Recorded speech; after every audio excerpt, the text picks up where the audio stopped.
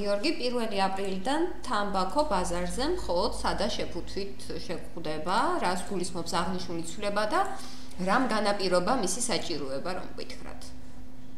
დიახ, რაც შეეხება სადა, ანუ ეგრეთ წოდებულ სტანდარტიზირებულ შეფუთვას, სრულად ძალაში შევა, ანუ 1 აპრილიდან, თუმცა 1 მარტიდან შეუძლია იგივე დისტრიბუტორებს ბაზარზე განათავსონ როგორც ჩვეულებრივი თამბაქოს პროდუქტი, ჩვეულებრივი შეფუთვით, ასევე სტანდარტიზირებული შეფუთვით. ამ ეტაპზე ერთ კომპანიას აქვს შემოტანილი, მე მგონი მთლიანად საქართველოს მასშტაბით, უკვე სადა შეფუთვიანი სიგარეტების ყიდვა ჩვეულებრივ უკვე შეუძლია მომხმარებელს და იმედი გვაქვს, რომ 1 აპრილამდე ყველა კომპანია, ვინც ოპერირებს ბაზარზე, უზრუნველყოფს სადა შეფუთვიან ყოლოფებს 1 აპრილისთვის. რაც შეეხება ახლა ამ ზომას, ეს ზომა ჯერ კიდევ 2018 წლის იანვრიდან უნდა შესულიყო ძალაში, მაგრამ 4-ჯერ გადაავადდა სამწუხაროდ თამბაქოს ინდუსტრიის ძალისხმევის შედეგად და ბოლო პერიოდში გადავადების დროს ასევე ამოღებული იქნა ჩვეულებრივი სიგარეტების გარდა ჩვენ მქონდა გასახურებელი თამბაქოს პროდუქტებზეც უნდა გავრცელებულიყო სადა შეფუთვა, ისევე როგორც რამდენიმე ქვეყანა არსებობს უკვე მსოფლიოში, რომლებთაც ეს აქვს, ასევე ელექტრონული სიგარეტის შეფუთვაზე. სამწუხაროდ ეს ნორმები იქნა ამოღებული, ასევე იქნა შესუსტებული ამ ნორმიდან ის, რომ ყველა ყოლოფი ერთი ზომის უნდა ყოფილიყო, ასევე კუთხეები უნდა გქონოდა და ჩატეხილი კუთხეები არ უნდა ყოფილიყო, ასევე მხოლოდ ქართულად უნდა ყოფილიყო წარწერები და თითოეულ ღერზე არანაირი რაიმე ისეთი ნიშანი არ უნდა ყოფილიყო, ნიშანდება, ანუ ლოგო თვითონ კომპანიის და ასე შემდგომ. რაც რა თქმა უნდა მიმზიდველობას და მომხიბვლელობას უკარგავს ამ პროდუქტს, განსაკუთრებით ეს ყველაზე ეფექტური ზომა გახლავთ ბავშვებისა და ახალგაზრდებისათვის, რომ არ დაიწყონ მოწევა, ასევე მწეველების გარკვეულ ნაწილსაც უბიძგებს იმისკენ, რომ შეამცირონ მოწევა, ან საერთოდ არ ითქვან ამ ლეტალური პროდუქტების გამოყენებაზე. ეხლა ამ ეტაპზე, როგორც ვთქვით, მხოლოდ სიგარეტებზე ვრცელდება სამწუხაროდ და იმედი გვაქვს, რომ ჩვენ გავაგრძელებთ მუშაობას ამ მიმართულებით, რომ ყველა ტიპის თამბაქოს და ნიკოტინის პროდუქტზე და მათ შეფუთვაზე იყოს სტანდარტიზირებული შეფუთვა, რომ არ შეექმნა შთაბეჭდილება მომხმარებელს, თითქოს ერთი თამბაქოს პროდუქტი განსხვავდება მეორე თამბაქოს პროდუქტისაგან და თითქოს ერთი ნაკლებად ზიანის მომტანია მეორესაგან, რაც აბსურდი და არ არის, ესე ვთქვათ, სერიოზული მტკიცებულება, იმიტომ რომ უკვე არსებული ათასობით ვთქვათ დაგროვილი სამეცნიერო კვლევებზე დაყრდნობით შეგვიძლია ვთქვათ, რომ თითქმის არანაირი განსხვავება ელექტრონული სიგარეტის გასახურებელი თამბაქოს თუ ჩვეულებრივი სიგარეტის ჯანმრთელობაზე გავლენის კუთხით არ არსებობს. ამიტომ არ შევიდნენ შეცდომაში მომხმარებლები და პირველ რიგში ასევე მოუწოდებთ ბავშვებს და ახალგაზრდებს, მათ მშობლებს, რომ არ დაიწყონ მოწევა. ბატონ გიორგი, ანუ მხოლოდ წარწერა იქნება დატანილი შეფუთვაზე, ადრე იყო მაგალითად ვთქვათ ჯანმრთელობასთან დაკავშირებული გაფრთხილებაც იყო დატანილი, ანუ ესეც ამოღებული იქნება? არა.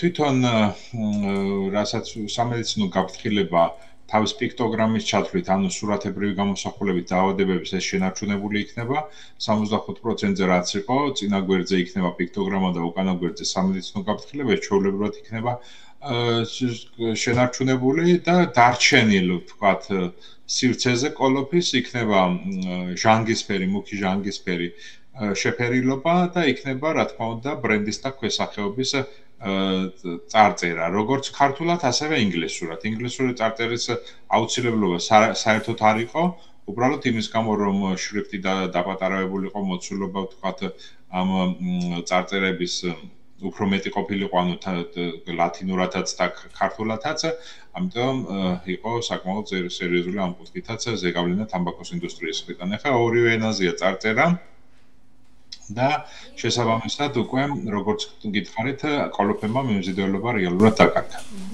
და ბატონ გიორგი, ასე უნდა გითხოთ, რომ თუ კარგად მახსოვს, ახლა 2019 წლიდან აქციზი გაიზარდა სიგარეტთან დაკავშირებით. ამან რა შედეგი მოგვცა? თუ გვაქვს სტატისტიკა, შემცირდა თუ არა, ვთქვათ, მომხმარებელთა ოდენობა შედეგად, ასევე გარკვეული შეზღუდვები დაწესდა მაგალითად დახურულ სივრცეში სიგარეტის მომხმარებასთან დაკავშირებით. რა მივიღეთ ამის შედეგად და ამ ცვლილებებს რამდენად მნიშვნელოვნად მიიჩნევთ თქვენ?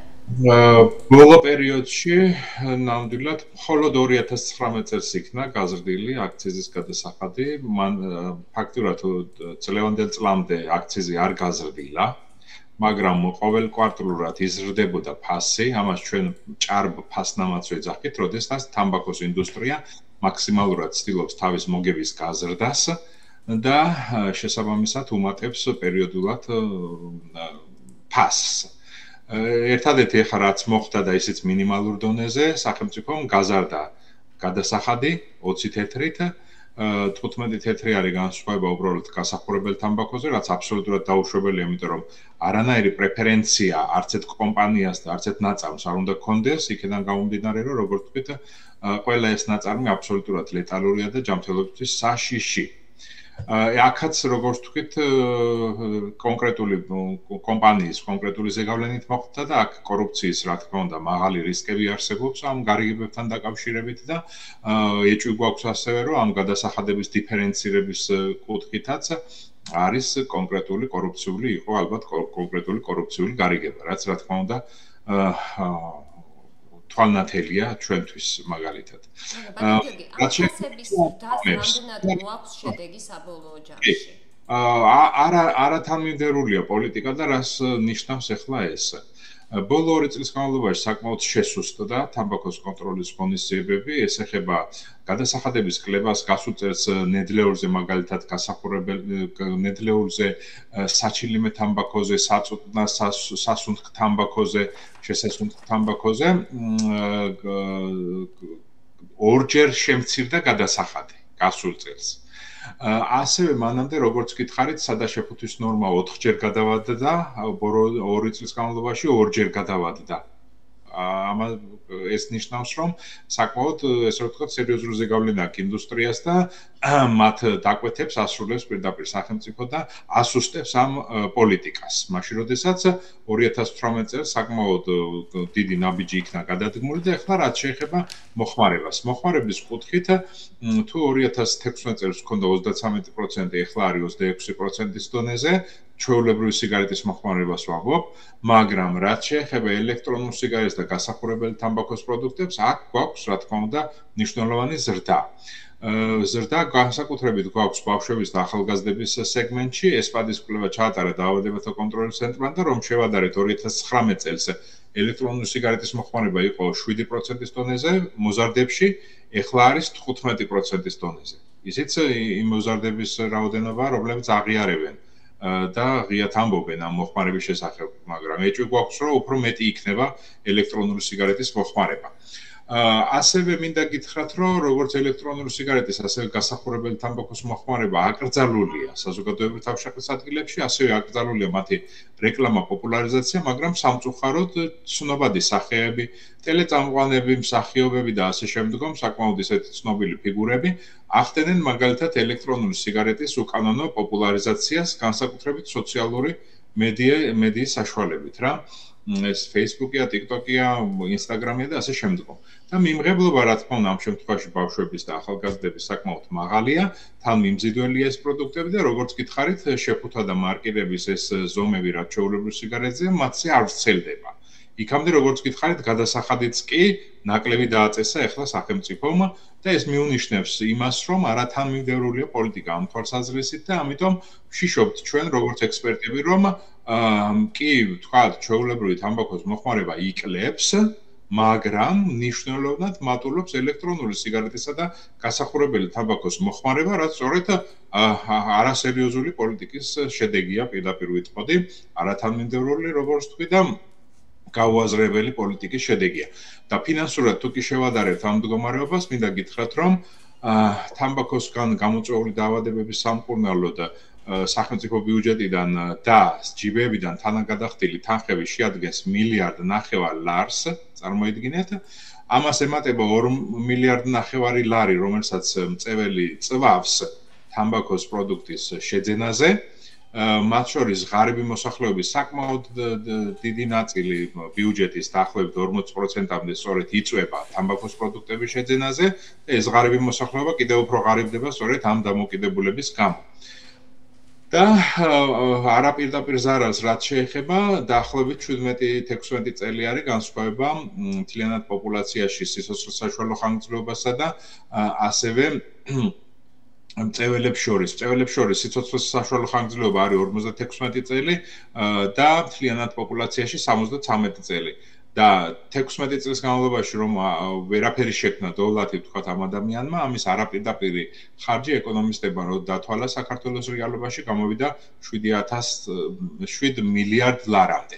ანუ ჯამში აქეთ მხარეს გვაქვს დაახლოებით 11 მილიარდი ხარჯი თამბაქოსგან გამოწვეული ზიანი და მეორე მხარეს გვაქვს 900 მილიონი ლარი, რასაც თამბაქოს ინდუსტრია იხდის ამ გადასახადების სახით.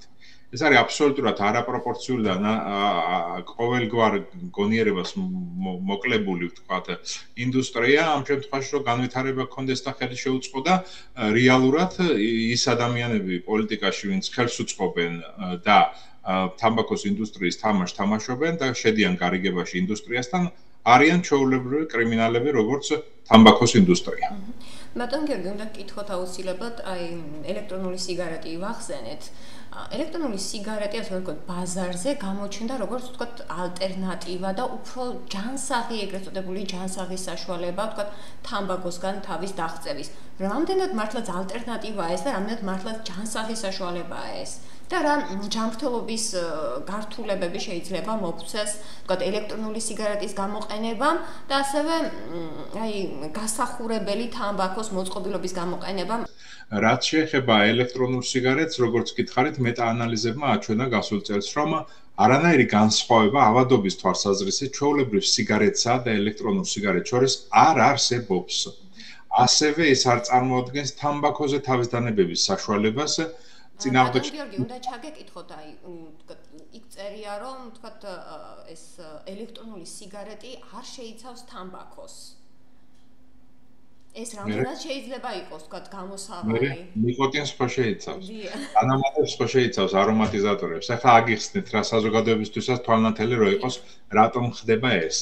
ნიკოტინი, რა თქმა უნდა, არ არის კანცეროგენი, არ იწვევს კიბოს, მაგრამ არის კარდიოტოქსინი, ანუ იწვევს სერიოზულ გულსისწრაფთა პრობლემებს, გარდა ამისა იწვევს უძლიერეს მიჯაჭვულობას. ნიკოტინი არის უძლიერესი ნარკოტიკი, ჰეროინის და კოკაინის შემდგომ მოდის თავისი მიჯაჭვულობით და გარდა ამისა ამ ელექტრონულ სიგარეტში არის უამრავი საგემოვნო თვისების მისანიჭებლად არომატიზატორი. მათი გახურება მათი ორთქლის სახით ორგანიზმში შეწოვა რამდენად უფრო მძიმეს ხდის პროცესს. ხო და მომისმინეთ, ახლა დავამთავრო პროცესი, ბოლომდე მივყვები ახლა პროცესი. ელემენტარული ქიმიური, ესე ვთქვათ, პროცესი არის პიროლიზის პროცესი, როდესაც 110 გრადუს ტემპერატურაზე მეტად თუ ხურდება ეს ნივთიერებები, მათ შორის ჩვეულებრივად უვნებელი ერთი მხრივ გლიკოლი, რომელშიც იხსნება ეს არომატიზატორები, ხო? გლიკოლი ჩვეულებრივად ცივი მდგომარეობით სამედიცინო საქმიანობაშიც გამოიყენება და ასე შემდგომ, ხო? მაგრამ სწორედ გახურების შედეგად, რაც ხდება ელექტრონული სიგარეტის მოწყობილობაში, ეს უწყინარი ნივთიერებაც კი გარდაიქმნება მისი დაშლის პროდუქტები, არის ტოქსინები და კანცეროგენები, გარდა ამას ემატება არომატიზატორების დაშლის პროდუქტები, ესენიც გარდაიქმნებიან ტოქსინებად და კარცინოგენებად, მძიმე მეტალებად, რადიოაქტიურ ნივთიერებებად და ასე შემდგომ უამრავი, ესე რომ ვთქვათ, საწამლავი იყრის ერთად თავს ამ ორთქლში, ეგრეთ წოდებულ ორთქლში. და ჩვეულებრივად სასუნთქის სისტემით ხდება ჩვენს ჯერ სასუნთქ სისტემაში, შემდგომ სისხლში, სისხლიდან ყველა უჯრედსა და ორგანოში და შესაბამისად იწყება ეს პროცესები, როგორც ჩვეულებრივი თამბაქოს ყვამლის შემთხვევაში გვაქვს. დაახლოებით 15000-ზე მეტი არომატიზატორია გამოგონებული თამბაქოს ამ ელექტრონულ სიგარეტში და მისი, ესე რომ ვთქვათ, როგორც თქვით, გარდა ამ ნივთიერებებისა, კიდე უახლოეს პერიოდში 2019 წელი იყო, როდესაც დაფიქსირდა ფილტვის შეუქცევადი დაავადებები, განსაკუთრებით ეს ბავშვებს და ახალგაზრდებს შეეხო, სადღაც 15 წლის მოზარდებიდან 21-22 წლის ასაკის ადამიანებში სწრაფად ვითარდებოდა ფილტვის შეუქცევადი დაავადება და რამოდენიმე დღეში ლეტალური შედეგით თავდებოდა. ეს გამოიწვია ელექტრონულ სიგარეტში არსებულმა ტეტრაკანაბინოლის ექსტრაქტი, მიერთებული იყო E-ვიტამინთან და მათი ერთობლიობა ქმნიდა სერიოზულ პრობლემებს სასუნთქის სისტემისათვის. და მაშინ ამ დაავადებას კლასიფიკაცია მოახდინეს ამ დაავადების და დაარქვეს ევალი. და ევალი როგორ იშიფრება? ელექტრონულ სიგარეტთან და ვეიპთან დაკავშირებული ფილტვის სპეციფიკური დაზიანება.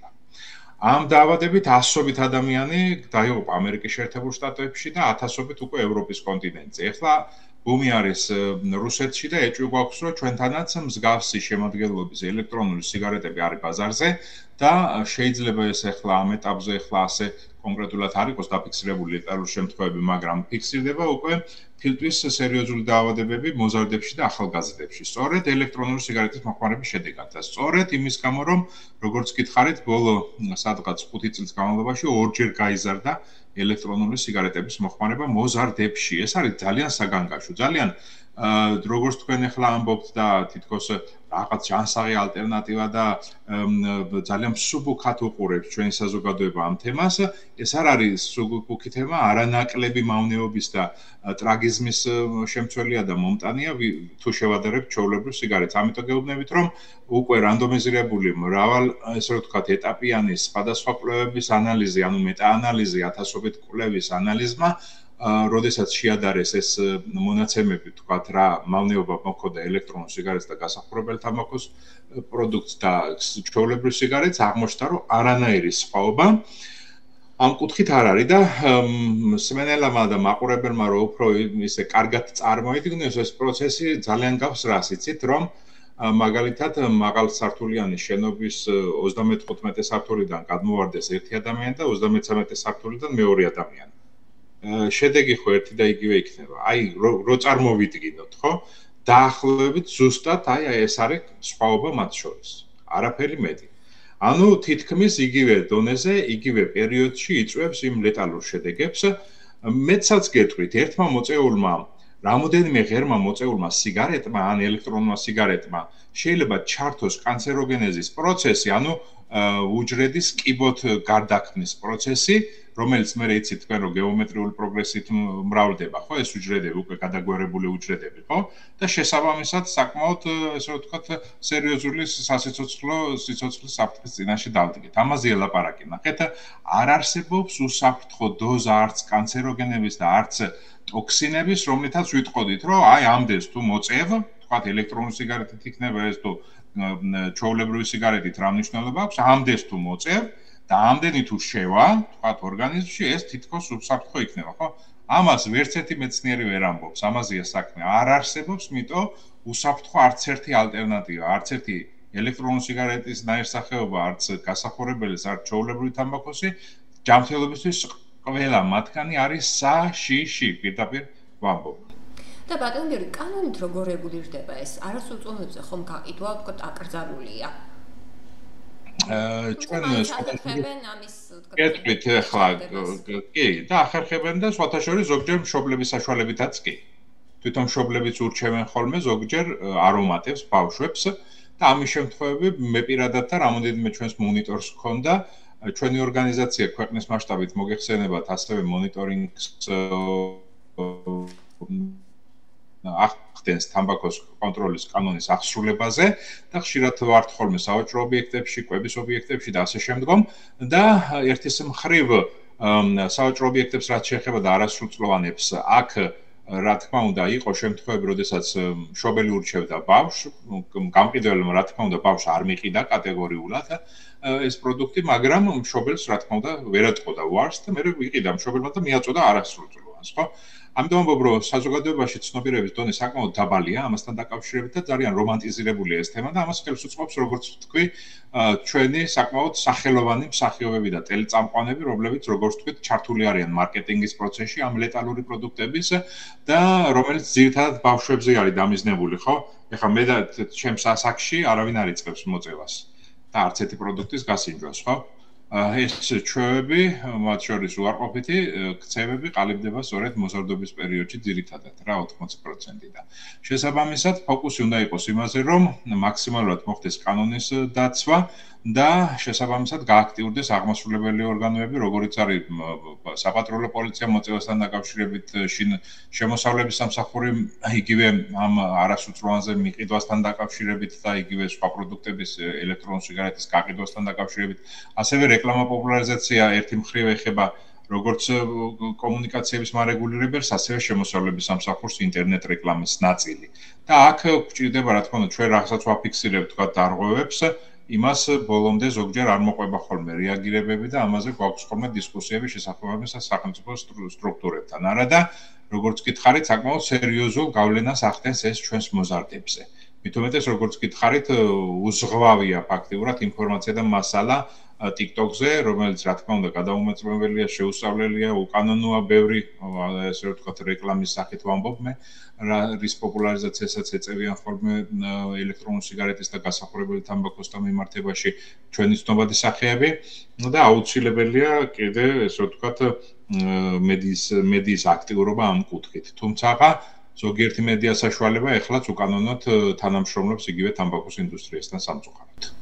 სამწუხაროდ. ბატონ გიორგი, ასე უნდა გითხოთ, აი სკოლებში როგორ თვლით, უნდა ხდებოდეს თუ არა ამ საკითხზე მეტი საუბარი, ვთქვათ, ცნობადობის ამაღლების კუთხით, ან მიმდინარეობს თუ არა მსგავსი საუბრები? მსგავსი ჯანდაცვის საკითხები. ეს არის საკმაოდ პრინციპიული გეტყვით. გაჩნია ასაკსაც, რა თქმა უნდა, მაგრამ პირველ რიგში რისთვისაც ჩვენ ვიბრძვით და მე როგორც ჯანმრთელობის ხელშეწყობის სპეციალისტი 20 წელზე მეტია ამ პროცესში ჩართული ვარ, რომ მაქსიმალურად ჯანსაღი გარემო არსებობდეს ჩვენი შვილებისთვის და მომავალი თაობებისთვის. რას ნიშნავს ეს? მხოლოდ თამბაქოზე არ ვსაუბრობ რა ამ შემთხვევაში. აქ არის ცხოვრების არაჯანსაღი წესი, ანუ ადრეული დაგანვითარების პროცესში, იგივე საბავშვო ბაღიდან დაწყებული, ნუ რა თქმა უნდა, მანამდე ოჯახი, საოჯახო გარემო, მაგრამ უკვე სახელმწიფოს პრეროგატივა რაც არის, რა თქმა უნდა, საბავშვო ბაღები, მერე სკოლა და ასე შემდგომ, ხო? საბავშვო ბაღებში უნდა მოხდეს არამხოლოდ სასიცოცხლო უნარჩვევების განვითარება, არამედ ჯანსაღი ქცევის ფორმირების ხელშეწყობა და მერე უკვე სკოლა არის ყველაზე რთული პერიოდი, ხო, ჩვენი ახალგაზრდებისთვის, სადაც თვითონ გარემო უნდა იყოს ხელშემწყობი. ეხლა წარმოიდგინეთ თქვენ, რომ პედაგოგი შემოდის სიგარეტის სუნით ან შესვენებაზე მოსწავლე ხანდახან უყურებს, როგორ ეწევა, თქვათ, სიგარეტს, ან ცალკე სპეციალური ოთახი აქვს ზოგიერთ სკოლაში, მაღალ სართულზე, ან სადმე გამოყოფილი და შედიან ეს პედაგოგები, მოწევენ სიგარეტს, გამოვლენ. არის ეგეთ შემთხვევები. ასევე წარმოიდგინეთ თქვენ, ვინც სკოლაში ზედამხედველია, ვთქვათ, ვინც წესრიგს უნდა ამყარებდეს, ის ადამიანები ზოგჯერ ბავშვებთან ერთად სკოლის ეზოში ეწევიან სიგარეტს. რა თქმა უნდა, ეს შემთხვევები არ არის ხშირი და დიდი რაოდენობით, მაგრამ ეს არის ნონსენსი, ხო, წარმოუდგენელი ამბავია, როდესაც სკოლის ტერიტორიაზე ან შენობაში ხდება ესეთი დარღვევები. სამწუხაროდ ხდება ესეთი დარღვევები. და მათი გამოვლენა რა თქმა უნდა რთულია, იმიტომ რომ სკოლა არის აბსოლუტურად ჩაკეტილი სისტემა. იქ ჩიტი ვერ შებრიდება, თქვენც კარგად მოგეხსენებათ, სპეციალური ნებართვები გინდა, ან მთელი ადმინისტრაცია გაიგებს, რო გაიგებს რისთვის შედი, მაშინვე უცებ ხდება ამ სიტუაციის ალაგმა, ხო? და საკმაოდ გვიჭირს ამ კუთხით, რა თქმა უნდა, მონიტორინგი, მაგრამ ხშირია გამოვლენებიც. და რამოდენიმე სკოლას დაჯარიმებულა მათ შორის და გარდა ამისა, ნახეთ, ჩვენი ამოცანა რა არის, რომ იგივე ახლა როცა ვესაუბრებით ბავშვებს ჯანსაღ კვებაზე და ეს ბავშვები შედიან ბუფეტში 10 ნაბიჯი, 20 ნაბიჯი გადადგამენ, შევლენ ბუფეტში, ხდებათ არაჯანსაღი კვების მთელი სპექტრი, ხო? საკვების. ასევე ერთი მხრივ ახლა მასწავლებელი თქვათ გაკვეთილზე შეიძლება ეს საუბრებოდეს კიდევაც თამბაქოს და სხვა პროდუქტების მავნეობაზე და მეორე მხრივ გადის იმ სკოლის შენობაში ან გარე პერიმეტრზე ბავშვი და უყურებს რაც ხდება, ხო? ანუ იმის თქმა მინდა რომ ამ შემთხვევაში სკოლა უნდა იყოს აბსოლუტურად ჯანსაღი ამ თვალსაზრისით, როგორც ფიზიკური თვალსაზრისით ვამბობ, ანუ ფიზიკური გარემო სკოლაში, ასევე სასწავლო გარემოც ხელშემწყობი უნდა იყოს. მაგრამ მხოლოდ როგორც გითხარით, ცნობიერებით, მხოლოდ ინფორმაციის მიწოდებით, მხოლოდ პედაგოგის მხრიდან ინფორმაციის მიწოდებით ვერ ყალიბდება ან ვერ იცვლება ქცევა. ამ შემთხვევაში აუცილებელია შესაბამისი, ესე რომ ვთქვათ, ჯანსაღი გარემო, სასკოლო გარემოც უნდა იყოს აბსოლუტურად ჯანსაღი, ხო?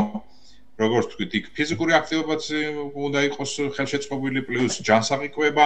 ეს არის ყველა ის კომპონენტი, რაც უზრუნველყოფს იმას, რომ ჩვენი ბავშვები იყვნენ მაქსიმალურად ჯანსაღი ქცევით ჩამოყალიბებული, რომ არანაირი მიდრეკილება ან მინიმალური მიდრეკილება გაუჩნდეთ, თქვათ, სხვადასხვა ტიპის ნარკოტიკზე, როგორც არის ნიკოტინი, იქ მარიხუანა თუ სხვა ნარკოტიკები. ანუ მთავარი ამოცანა ჩვენთვის არის სწორედ ჯანსაღი გარემოს შექმნა მთელს ქვეყანაში რა. და ამ პირველი, ესე რომ ვთქვათ, სტრატეგია და სტრატეგიული ობიექტები ამ შემთხვევაში არის საბავშვო ბაღები და სკოლები ჩვენთვის. სამწუხაროდ კომუნიკაცია როგორც ჯანდაცვის სამინისტროში, ასევე განათლების სამინისტროში ნაკლებად ხდება. წლების განმავლობაში საერთოდ არ კომუნიკაციობდნენ ისინი. ბოლო პერიოდში რაღაც იყო შემთხვევები, როდესაც განათლება და ვთქვათ ჯანდაცვა ერთად დაფიქრდნენ ამ საკითხებზე, მაგრამ რაიმე ესეთი სისტემური და სერიოზული ცვლილებები ამას არ მოყოლია, მინდა გითხრათ. უამრავი რესურსი იხარჯება ამავდროულად, უამრავი დონორული დაფინანსება მოდის იგივე განათლების სისტემაში და რეალური, ესე ვთქვათ, გარდატეხა ამ კუთხით საკმაოდ, ესე ვთქვათ, რთულად შესამჩნევია ჯერჯერობით, მაგრამ იმედი გვაქვს. ეხლა ჩვენ შესაბამის კონცეფციებიც გვაქვს, სტრატეგიებიც მომზადებული, პარლამენტსაც უზიარებდით, ამ სამინისტროებსაც უზიარებდით და ასე შემდეგ, მაგრამ ჯერჯერობით პოლიტიკური ნება კვეთრი და მყარი, რომ რეალურად მართლა ადამიანის სიცოცხლე, განსაკუთრებით ბავშვების და ახალგაზრდების მოზარდების იყოს ხელშეწყობილი და გარემო იყოს ჯანმრთელობისთვის ხელშემწყობი, ჯერჯერობით ჩვენ ამას სისტემურ დონეზე ვერ ვუყურებთ. ეხლა ერთეული, ესე ვთქვათ, ღონისძიებები არის, ერთეული რაღაც პროექტებია, პროგრამებია, მაგრამ ეს მთლიან ქვეყანაში, ესე ვთქვათ, სიტუაციას და გარემოს ვერ ცვლის, ამის თქვა მინდა რა. ბატონ გიორგი, თქვენი ბოლო მესიჯი და მთავარი რეკომენდაციებიც რომ გითხრათ.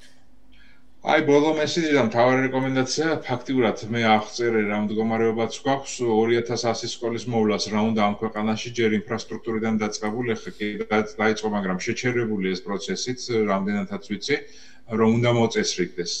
თუ ამორტიზებულია სკოლა სანიტარო ჰიგიენური მდგომარეობა, კატასტროფული მდგომარეობაშია, იქ რომელ ჯანსაღყვევაზე და ფიზიკურ აქტივობაზე და თამბაქოსაგან თავისუფალ გარემოზე ვისაუბრებთ, ხო? ნონსენსია და წარმოუდგენელია.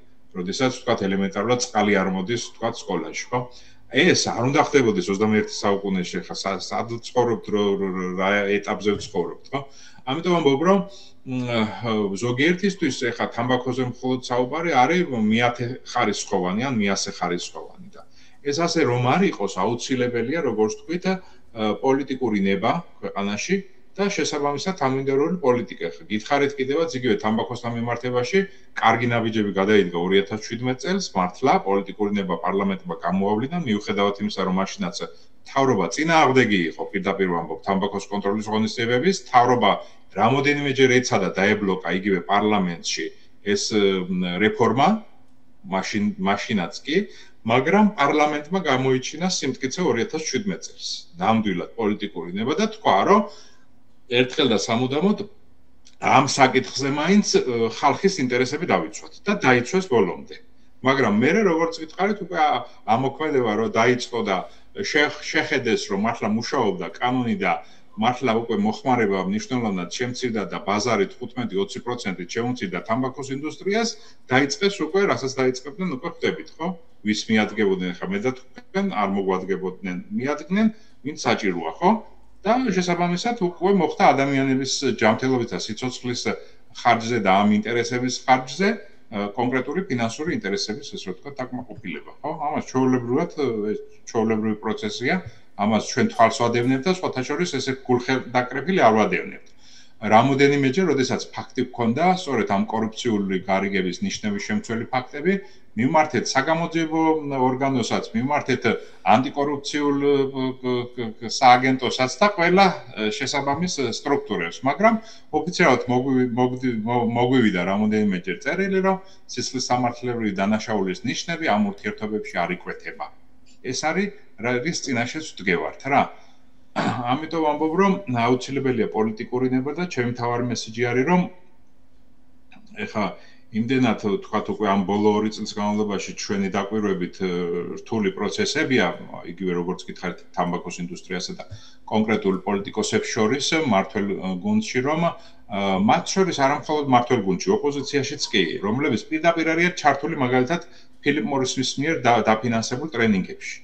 ჯანდაცვის ყოფილი მინისტრები არიან ჩართულები, იგივე სააკაშვილის დროინდელი მინისტრები და მინისტრის მოადგილეები და ისინი ატრენინგებენ მაგალითად ექიმებს და ეუბნებიან, რომ აი თუ თქვენი პაციენტი ვერ ანებებს თავს ჩვეულებრივი სიგარეტის მოწევას, აქ აგვაქვს ჯანსაღი ალტერნატივა, როგორც თქვენ ბრძანებთ, ელექტრონული სიგარეტი და გასახურებელი თამბაქოს პროდუქტები და თქვენი პაციენტები გადაიყვანეთ ამ პროდუქტებზე. წარმოიდგინეთ ახლა, რომ ექიმი გამოდის ამ ლეტალური პროდუქტების გამსაღებელი. პირდაპირ ვიტყვი და მარკეტინგში არიან თამბაქოს ინდუსტრიის მარკეტინგში ჩართულები. და ამაში საკმაოდ სერიოზულ საზღაურს იღებს ეგრეთ წოდებული პოლიტიკოსები, რომელსაც წესით უნდა ესმოდეთ, რომ არანაირი ურთიერთობა თამბაქოს ინდუსტრიასთან არ პირდაპირ არც არაპირდაპირი არ შეიძლება. მაგრამ პირდაპირ დაკონტრაქტებული არიან ასეთი ხალხი. და ამის შესახებ ჩვენ რამოდენიმე ხანია უკვე საკმაოდ საჯაროდ ვიძახით თავიდან რა თქმა უნდა პირადი კომუნიკაციები ქონდა თითოეულ მათგანთან და რახან არ შეწყვიტეს ეს უკანონო და მართლა არაეთიკური მოქმედება ექიმებისთვის იძულებული გავხდით რომ ეს საჯარო ფიგურები დაგვესახელებინა თუმცა თავი შევიკავეთ საკმაოდ ცნობილი ექიმების დასახელებისაგან რომლებიც ასევე დაკონტრაქტებული იყვნენ თამბაქოს ინდუსტრიისაგან და ახლაც არის ზოგიერთი მათგანი კონკრეტული კომპანია ფილიპ მორისი, რომელიც აფინანსებს სოციალურ-კვლევების ინსტიტუტს და სოციალურ-კვლევების ინსტიტუტი ხელშეკრულებებს უფორმებს ჯანდაცვის ყოფილ მინისტრებს და მოადგილეებს და ცნობილ ექიმებს. წარმოიდგინეთ, რასთან გვაქვს საქმე. ერთი მხრივ, თამბაქოს ინდუსტრია ყველა შესაძლო ხერხით და საშუალებით ფინანსური დაინტერესების კუთხით ამ თავის მარკეტინგში ითრევს როგორც მთავრობიდან, ასევე ოპოზიციის საკმაოდ ესე რომ ვთქვათ, ნაწილიდან ადამიანებს პლუს, როგორც გითხარით, არამხოლოდ ცნობილ ესე რომ ვთქვათ, საზოგადო ფიგურებს, არამედ ასევე ექიმებს. ასე რომ ვთქვათ, ქრთამი ჯოჯოხეს ანათებს. აი, ჩვენი დაკვირვებებით საკმაოდ ეხლა 2020 წლის ბოლოდან მარკეტინგისთვის საშუალოდ ჩვენი გათვლებით დაახლოებით $3 მილიონი დახარჯა ფილიპ მორისმა საქართველოში ამ ახალი ტიპის ლეტალური პროდუქტის მოსახლეობაში მასობრივად გავრცელებისთვის. უკანონოდ რა თქმა უნდა, ხო ხდებით ახლა მარკეტინგი ოფიციალურად აკრძალულია, მაგრამ ესე ამადამ მეთოდებით, სხვადასხვა ხრიკებით ცდილობენ ისინი ესე ვთქვათ, თავიანთი ლეტალური პროდუქტების გასაღებას და მოგების გაზრდას, ჩვენი მოსახლეობის და ბავშვების და ახალგაზრდების ჯანმრთელობის და სიცოცხლის სანაცვლოდ. ამდენად მწარე რეალობა და იმედი გვაქვს, რომ უახლოეს პერიოდში ეს რეალობა შეიცვლება და ესე ვთქვათ, ქვეყანას და მსგავსება სახელმწიფოს და მართლა უმთავრესი ვთქვათ ღირებულება, რაც შეუფასებელი, ეს არის ადამიანის სიცოცხლე და ჯანმრთელობა დაცული იქნება ამ ქვეყანაში. ამის იმედი მაქვს და ამის იმედი მაქვს იმ თვალსაზრისით, რომ პოლიტიკაშიც გამოჩნდებიან იმედი მაქვს ახალი ძალები, რომელთათვისაც მთავარი იდეა და მიზანი და მამოძრავებელი ძალა იქნება ადამიანის სიცოცხლე და ჯანმრთელობა და არა ფინანსური ინტერესი და ეკონომიკური ვთქვათ. ეკონომიკური ინტერესებით რო ვიანგარიშოთ, მე ეკონომიკური ინტერესით გითხარით, ეკონომიკური ინტერესით რო ვიანგარიშოთ, ეს ბიზნესი არანაირად ხელშეწყობილი არ უნდა იყოს. აქ არის